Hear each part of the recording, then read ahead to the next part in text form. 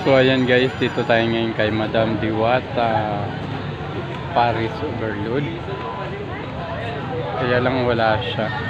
Nasa second burns daw po siya, sabi ng isang vlogger na nakausap ko. Ayan po yung kanyang office, sarado. So ngayon, hindi pala katotohanan yung mga sinasabi na wala na daw po kumakain dito.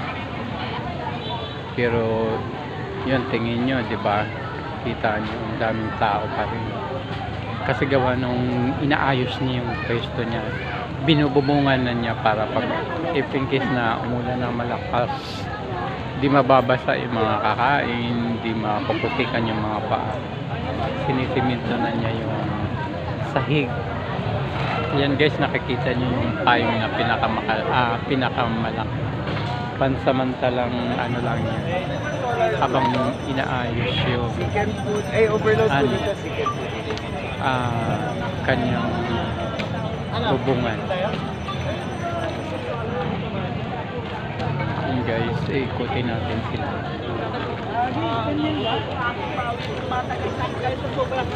Punta natin si Tito Boy Abonita. Talagang wala akong pamay-may. Talagang nainitan. No! Dahil ito si Impacta, init na talagang balitang-balita.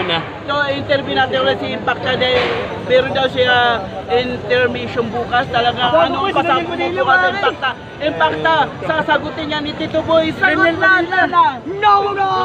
Marami po kaming gagawin, kaya abangan po ninyo. Lahat po ng mga follower, lahat po ng mga vlogger, imbitado kayo upang mapanood ang nagagandahang mga agayan namin na walang iwanan hanggang kailanman. Yan, patuloy na nangunguna. Number 1, hindi pinahanap yung bayan. Kaya lahat kayo, kumain na ba kayo? Kumain na kayo? No!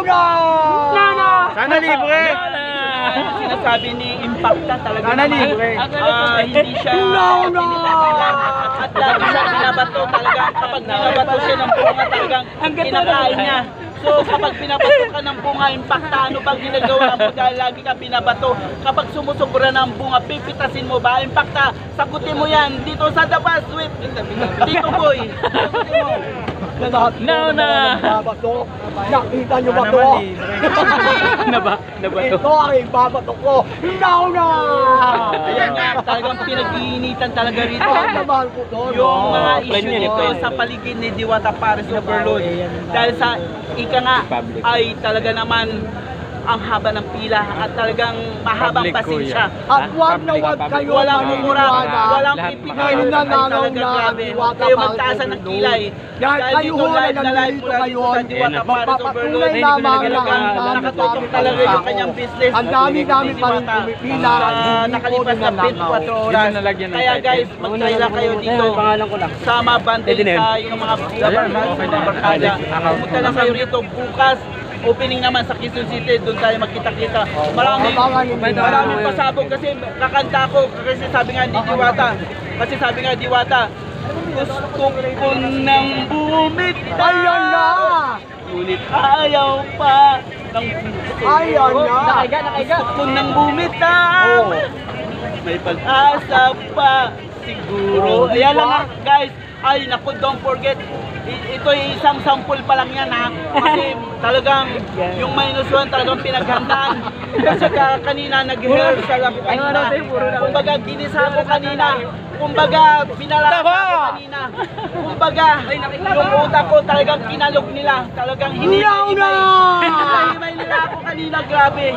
Hindi ko alam kung gigisayin ako o haluin ako. Ay naku guys, marami kami pasabog bukas.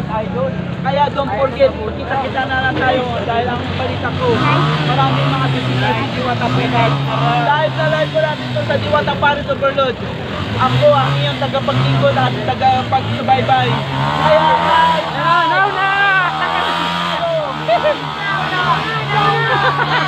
nanonood kay Kuya Vlog. Hello, magandang gabi po.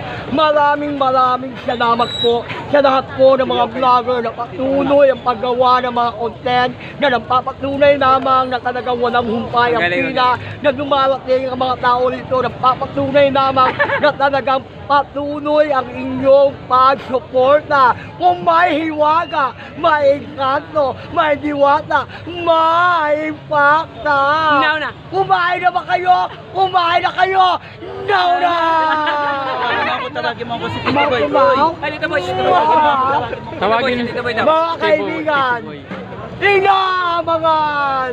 Patuloy na inaabangan ng buong bayan. Live na live! Dito boy! Now na! Magandang isang mainit na gabi mga kaibigan. Ay, Mula na dito sa Parisan sa Diwata. Dahil hihimayin natin si Diwata. Babalatan natin ang buhay si Diwata. Ano nga ba ang meron dito si Diwata? Lagi si Diwata pinag-iinitan. Kaya kaibigan, Nay, usap tayo ngayong gabi. Hihimayin natin. Kakastikuhin natin dito si Diwata. Luluhod nga ba si Diwata dito sa kanyang parisan? O dadapa siya? O hihilahin natin pababa? Live na live, talagang pinag-iinitan, pinag-uusapan ng buong sambayanang Diwata versus Hiwaga. Diwata nga bang lamang? So abangan natin dito guys, kasi napakahaba ng pila, talagang napakahaba yung proseso at hindi makausad pagong yung mga tao rito, at hindi ako makapaniwala dahil ang tao rito araw-araw bumubulusok. Ganyan katindi yung magmahal yung mga tao dito sa Diwata Paris Overload. Kung magmahal sila sa Diwata, kahit pinapadapa si Diwata, kahit pinapaluhod, kahit binabalatan, kahit paminta si Diwata, pinipilit na paminta talaga si Diwata dahil alam na ni Diwata paminta talaga siya, dahil alam na ni Tito Boy ang buong detalye, ang buong istorya kung bakit nga ba si Diwata ang pinag-uusapan, laman sa social media, ang buong kasagutan dahil sa di umano'y mahabang pila. Ano nga ba ang dahilan? Bakit napakahaba ng pila? Dahil kinakastigo si Diwata. Kaya Nay, Tay, usap tayo. Now na! Ah!